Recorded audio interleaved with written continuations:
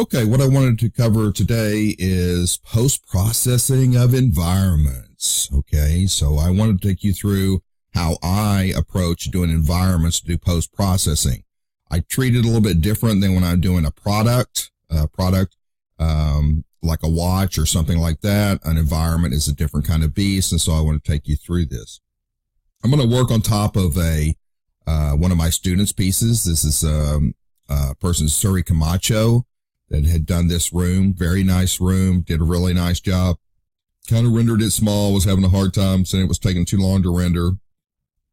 That's one of the things I kind of run into with students is they think that things should take 5 minutes to render or whatever. But when you're doing an environment with multiple lights, these renders will take an hour, hour and a half or something to render if you're really, doing it correctly. So he rendered this kind of small. So to do our comparison, I went ahead and kind of enlarged it. It's a little fuzzy here, but, so anyway, he did a pretty nice piece. But there were things about it that bothered me, things I would have improved. And so I'm going to kind of do a before and after. This is his, and this is what mine looks like.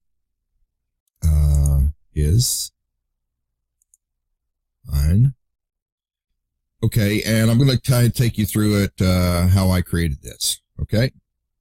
All right, so the way this environment's built, this is for a specific class. It's a lighting and material class, so we're really focused on the lighting and the material. It's not really a modeling class, so I allow these students to use pre-made models. Now, they have to build the structure, they have to build the whole structure, the windows and everything, but they can bring in clip art models that they've gotten off different places on the internet, and that's okay because it's really not a modeling class. It's a texturing and lighting class, so that's fine.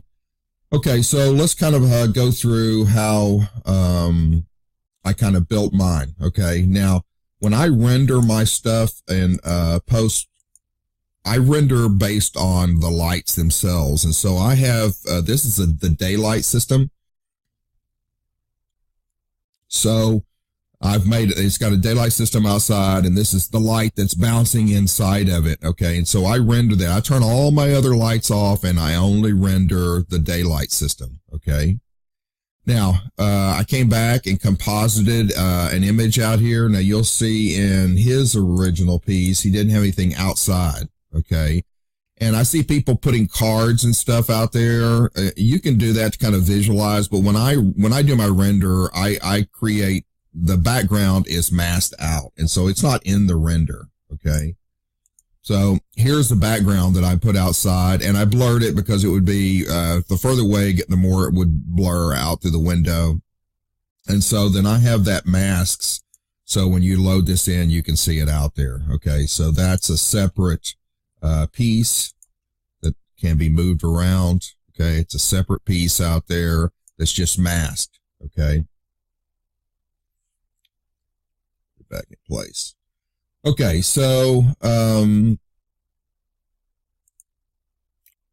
I did an adjustment layer on this. Okay. And I also adjusted some pieces as I was working on it. I wasn't quite finished with it, and you can see some other pieces I go and put in here, and I'll kind of go over those as we go through. But I did adjust it. It was a little too saturated. The blue was a little too saturated. So I've got an adjustment layer in here to kind of turn that blue down. Okay. And so this is just lighting from the daylight system. Okay. So the next thing is there's a set of lights right up front in here. Okay. And so I'll turn that on and off. So we're adding that lighting to it. Okay. Then I have a middle set of lights in here, adding that to it. And then I have a front set of lights in here up close to us. Okay. Middle lights, front lights,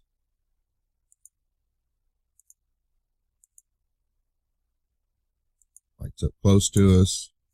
There's the middle lights. Lights up close to us, middle lights, and then those lights in the far back. Okay. So I render these on separate layers and separate passes. That way I can adjust how much of the lights I want. So what I do is I initially light the scene exactly the way I want it. And then I take the exposure control and I turn it down one step, which makes everything a little bit brighter than what I wanted. You want things brighter. You don't want to have to brighten them up in Photoshop, because when you brighten them up, they get grainy. So what you want is them to be a little bit brighter than what you want, and then you can turn them down in Photoshop to get the mood that you want. Okay, so turning them down is good, but you never want to turn them up, because that'll give you grainy into your piece. Okay. Okay, so I added quite a few things in here. Now, one of the things that the person was talking about is they didn't want to put as much geometry in here because it's going to take too long to render. And really, that's usually not the case. Yes, if you go from, say, 300,000 polygons to 3 million polygons, then yes, it was going to take longer to render. But I didn't add that many polygons to it. I probably added maybe 60,000 polygons to it. It didn't change the render time appreciably, but it sure made it a lot more lush than the original piece. Which you can see from here to there. Added a lot more stuff to it. And let's talk about some of the things that I added to it, okay? One of the things that I added to it is I wanted it to he wanted to do a high school science lab, which I thought was cool, okay? I had not gotten a science lab. I thought it was a great idea, so that's what he did. But one of the things I like to do is to incorporate some kind of a concept into what I'm doing, okay? So what I came back in and altered this a little bit, and this was several years ago when I did this a couple of years ago, and Breaking Bad was in its last season. We had just finished its last season, and I thought, well, this might be interesting to make it high school science lab, but it's Walter White's science lab, from Breaking Bad. So I put a couple of monitors over here, and you can see Walter White and Jesse here in this monitor. And then, of course, the whole thing is about them selling blue meth. And so here's a screensaver of blue meth. But I added some other things into it, like I added a vial here with the blue meth in it, okay? But I added some other things in that were kind of poignant. One of the things I added was right over here is a little 45 from back in the days when we used to buy 45 records, okay? And it was from Tommy James and the Shondells, and it was a song called Crystal Blue Persuasion. And they played this several times throughout the series and kind of tied it in, which was kind of nice. And so I used it as a, kind of propped it up over here on one of these microscopes over here. Another thing I did was I added this book right here. This is the book that was the Walt Whitman book, which looks like this, okay, which was the pivotal thing in this series, because it's when Walter White's father-in-law, who worked for the not FBI, he worked for ATF, I think is what he worked for. And he figured out that Walter White was the guy he'd been after all the time. So I put that in here. Another thing I did was put the chicken bucket back here, the Los Pollos Hermanos, which is where they were smuggling the crystal meth. And so I put that bucket in here. And so there's subtle hints throughout here of that kind of go back to that, which people wouldn't notice this when you're initially doing it, but it's great for conversation. So it shows you kind of have, a brain in your head and concept into things you're doing. Okay. And there are a couple other subtle things in here, like there's a gray brain in this bottle right here, for Gray Matter, which was the company Walter White and had formed, and had gotten kind of, he felt he was cheated out of it. Okay, and I put some other things like a skull in here because there were so many people that got killed in it, in the series. Okay, and then the last, there were a couple other things that I threw in. One of them is this wall socket down here. I've got a wall socket and it's tilted a little bit because there's an ongoing thing in the series where they hide some ricin, which is a poison inside of the wall socket. So I kind of did a thing towards that. And the last thing I did is, as I was working on this, there was rumors that had been out that maybe they were going to do a 6th season, and I kind of hoping they would, because we never really see Walter White die in the last one. So on the clock, I put it at 6 o'clock, like hopefully maybe they'll do a 6th season. So there was some meaning in that too. Okay, so here's what it looked like when I first did my pass on it, and then once I came in and did the final pass, it looked like this. Now, this piece is not done. This is my first pass before I start going in and doing some post-processing in it. Okay.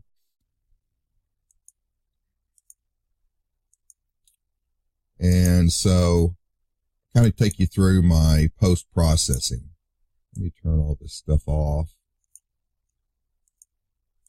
Okay, one of the things that I did is I came in, and if you'll look through here, I put lights to put specific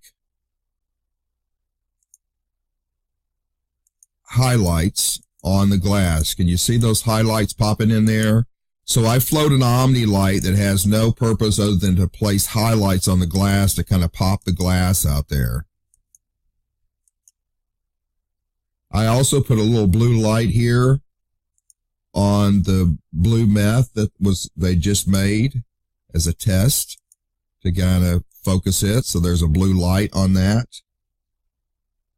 Then I also came in and put a light in here to kind of give a glow from the monitor so that the monitors are on and kind of glowing in there. Okay. So highlights on the glass, glow in here, and then a light back there.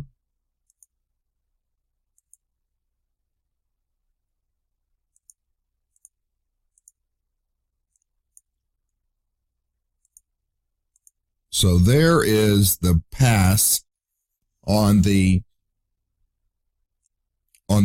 glass, and basically what I do is I put a black material on everything. And then I put there's 1 or 2 Omni lights in here, and they're excluded to only hit the glass. And it's got a black, very glossy black material on it, so it will just give me the highlights, okay? Then I float that on top with I'll show you this, a screen setting on it, okay? So the black becomes transparent. And then I turned it down like a little bit. I think I had it at 92%. It was a little bright. I always make things a little bright and then can turn them down. Okay.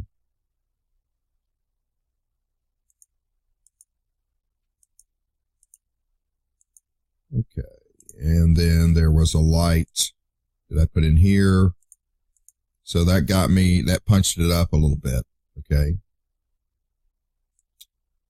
Okay. See what else I got in here. Okay, this is, I put a specular on, a light back specular on this little ant eater in here to kind of pop it out. I thought it was a little flat. I popped it a little bit.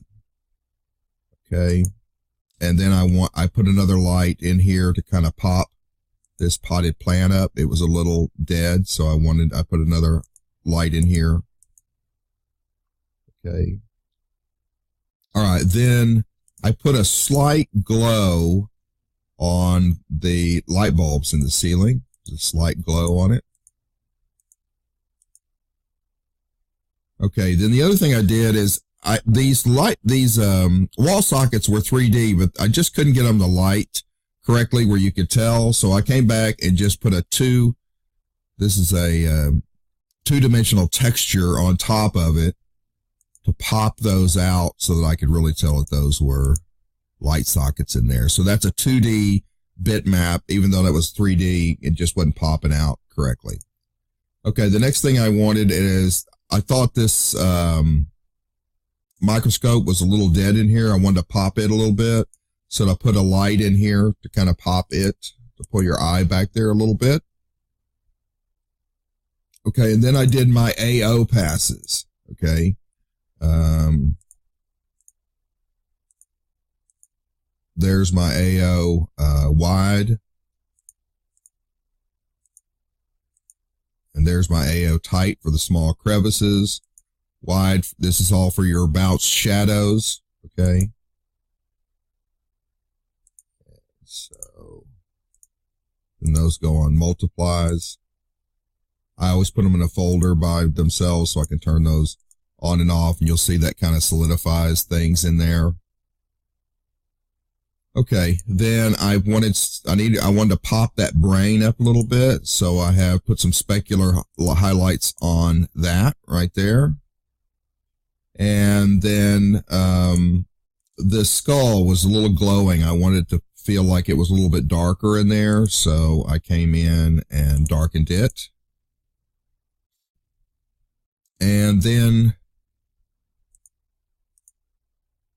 this baseboard, I thought this part right here looked a little bit dark. That looked pretty good. This looked pretty good, but that looked a little dark. So I came in and adjusted that baseboard so it seemed to match the other ones better.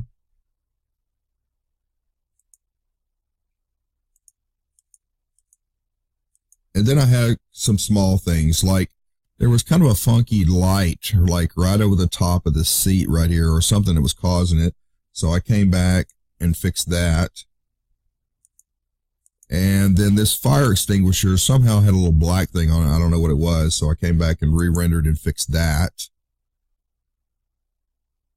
And so that was my initial post-processing. Okay.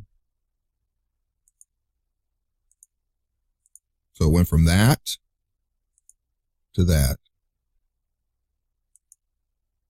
This. And then that's my initial post-processing back on top of the render. Okay, and then I did some other post-processing, which got it to there, and I'll kind of go over that.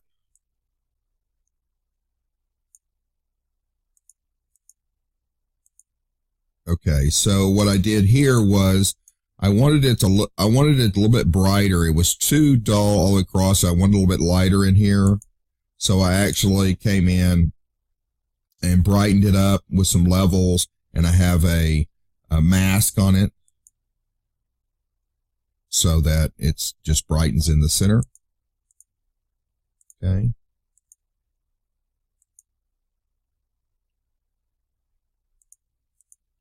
Then I came in and added a little bit of a blur to it. Okay, so it's a little bit blurrier on the outside than it is on the inside. It's a very subtle thing, but what I made it is so it's sharper in here, and as your eye went out, it got a little bit blurrier on the edges. Okay. Then I came in and did a vignette around it, because when you shoot a photograph, it's darker around the edges. So this is just a transparent layer where I've added some black around the edges to darken the edges a little bit. Okay, that's collapsed. And then I came back and did an auto contrast on it. You can see it just a little bit, very subtle. And then I did an auto color on it, which adjusted the colors a little bit, dropped some of the saturation down. Okay, then there were some little white spots I noticed on the blinds in here. So I came back and fixed those. You see those going out of there.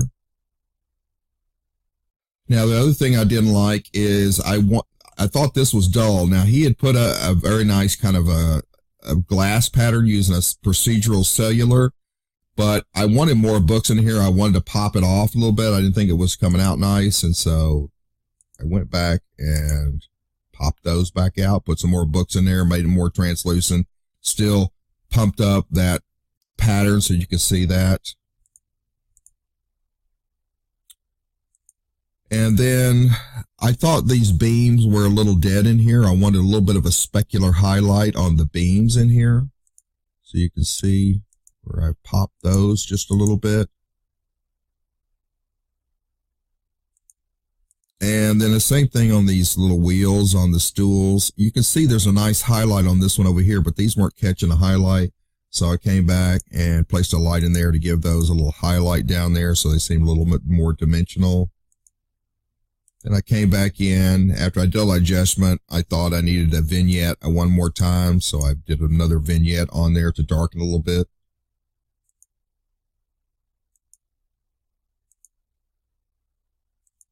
And then I did a final post process where I came in and just lightened it just a hair.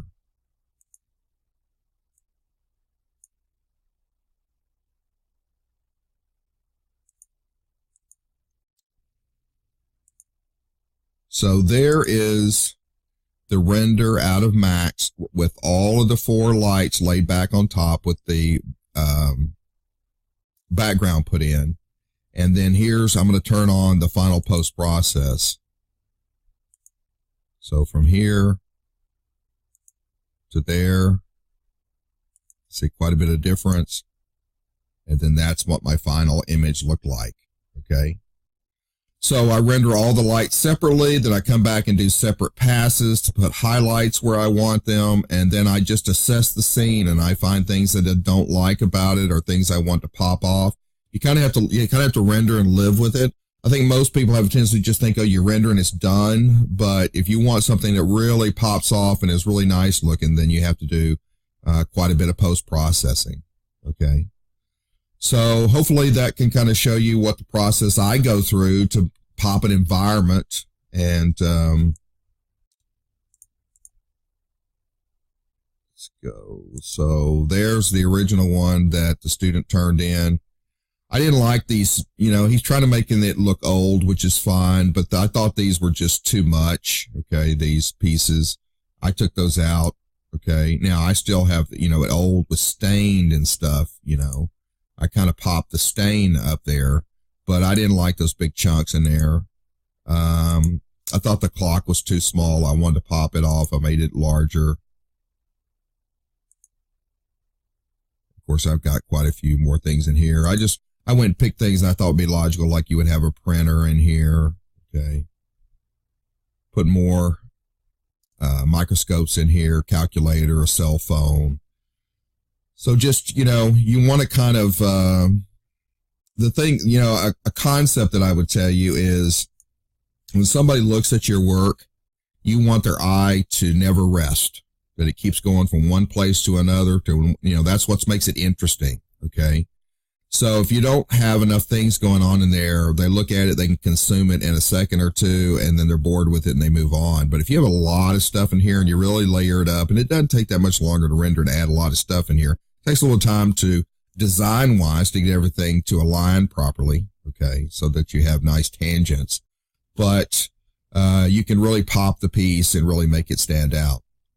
So hopefully that can help you, inspire you to put some concept in your piece, throw some things in here, have a concept. They don't mean to be in our face. Matter of fact, I love it when there's, when it's subtle in here. Nobody would notice it until you start talking about it, and then everybody sees it. And it makes it for good conversation when you're talking to, say, a creative director that you're looking for a job, and you're showing that I'm more than just a person that can put things together, but I have a brain too, and I throw concept in my pieces. And so that's a nice aspect to it as well. Okay. It's kind of a wow factor. It's like, wow, that's really cool that you put all that stuff in there. I didn't notice it at first, but now that I see it, it's pretty cool.